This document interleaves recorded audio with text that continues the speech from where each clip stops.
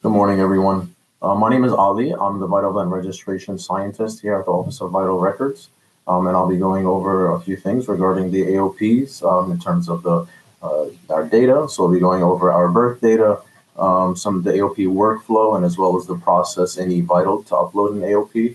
I'll also cover a few resources that we have on the New York City Department of Health website, and as well and AOP rejection trends, and lastly, best practices on how we can improve submissions for AOPs. So every year, the New York City Department of Health, Bureau of Vital Statistics, issues tens of thousands of newborn birth certificates, as well as AOPs. We work closely with over 48 hospitals, birthing facilities, and midwives across New York City, and as well as others outside of New York City that may be reporting different births on different circumstances. In 2024, we had approximately 100,213 births throughout the whole year, an average of 274 births per day. AOPs are filed for about 28% of births in New York City. So about 28,000 AOPs were filed and issued in 2024.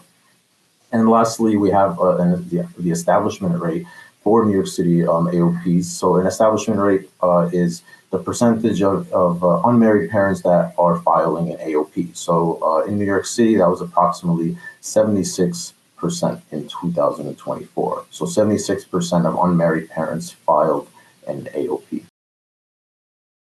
So we're going to go over the workflow process for the AOPs from the medical facilities perspective. So when the AOP is first completed, the medical facility will then upload the AOP into the documentary evidence within eVital.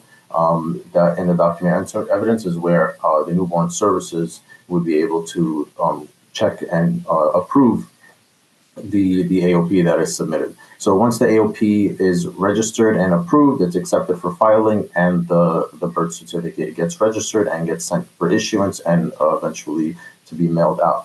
If the AOP is rejected, then the case is unregistered, and then it will be available in the medical facility queue for AOP rejected cases. And then it would be addressed in terms of our staff and newborn services will indicate what the issue is with the AOP for resubmission. Once the AOP is corrected and resubmitted, it would then be processed again by the newborn services unit for eventual approval and issuance of the AOP. So this is a very important process in terms of making sure that the AOPs are submitted accurately with the proper information to reduce any rejection rates from various facilities due to various issues. And we'll go over additional rejection trends. So I'll go over, here's just a few screenshots in eVital. And once again, eVital is our vital event registration system in the Bureau of Vital Statistics that we use to register and issue all births and deaths that occur throughout New York City. And also hospitals use AOPs, hospitals use eVital as well for the registration and completion of these cases. So this is from the perspective, as I mentioned earlier, from the facility perspective. And so what I'm showing here is the AOP attachment pending. So every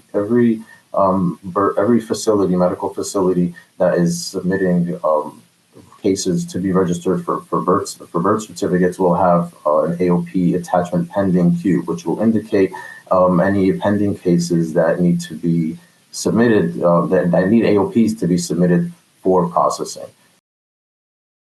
Once you enter a case and you identify that this requires an AOP, under the parentage section, you see the question. It says, "Are you entering father or parent's information?" And it says, "Yeah," and you would select yes, acknowledgement of parentage. And how will the AOP be submitted? The medical facility would scan the AOP into eVital, and then you would go on to the documentary evidence, which I mentioned earlier, where the AOP would eventually be scanned. And this is the view in the documentary evidence section. You would add documentary evidence, in this case, the AOP, and scan the new image and save it to the case. And in this way, our staff in the Newborn Services Unit, we have our own queues as well, which notifies us that the AOP has been uploaded to a case for us to review and approve. So we're going over a few of the resources that we have on the New York City Department of Health website. First off, all newborn birth certificates are free, and they are issued and sent out to the parents after approximately 4 weeks after birth. The mother-parent worksheet is also available on our website, and our website will be shown in the next couple of slides. But the mother-parent worksheet is essentially a way that we can gather information regarding the mother and the prenatal care that was received to identify any health outcomes in the future, and it helps us with our various reporting, vital statistics reporting regarding newborns.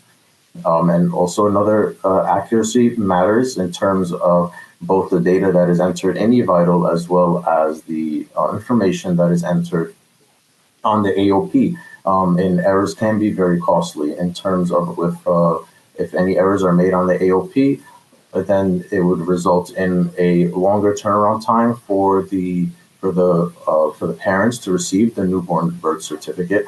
And so that way we have to make sure that all information on the AOP is accurate and is following the proper guidelines. AOP guidance for married and unmarried parents is also available on our website. Certified AOP copies are also free, which are also issued with the newborn birth certificate for the individual. And lastly, we have resources on the website regarding pregnancy, doula care, and here are our AOP rejection trends from 2024.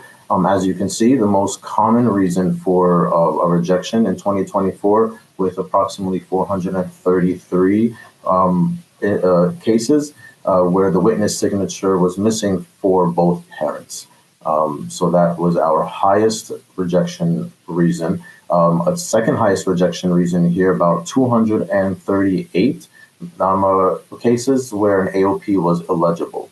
So for example, if an AOP is scanned into eVital and maybe it's very dark, we cannot see it, we cannot see the information appropriate or accurately on the AOP to approve it, so it gets rejected. Child's gender is missing or incorrect is about 165 cases. Other parent signature date is incorrect. Other lesser common rejection trends that still do occur that we must look for. Married status not answered or is left blank. The genetic biological father question is left blank. The mother's signature is missing. Sometimes the father's signature is missing. Lines going through the parent or the child's name, as well as problem saving AOP into the system.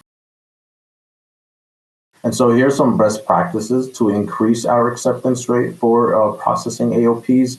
Be very careful in reviewing the AOPs, ensuring that the AOPs is completed from on both front and back before submission, and also ensuring that the information on the back that matches the front, and the information on the front matches the back of the AOP.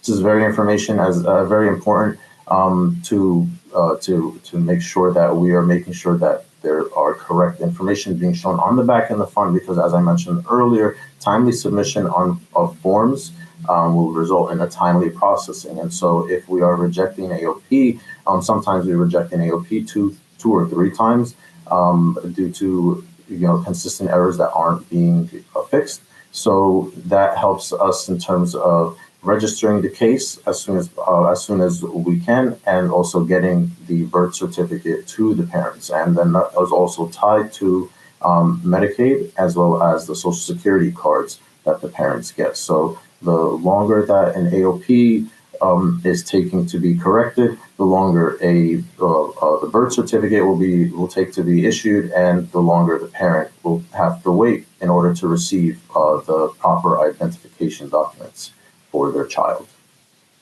And also monitoring the AOP queues in eVital. So as I mentioned, looking at the AOP attachment pending queue, also the AOP rejected queue, and monitoring these on a consistent daily basis to make sure that you're reviewing the feedback that we give back, that we give to you from here in the newborn services unit, and making those necessary changes.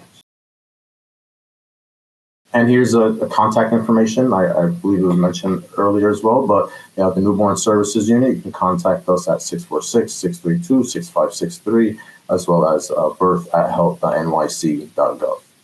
Thank you.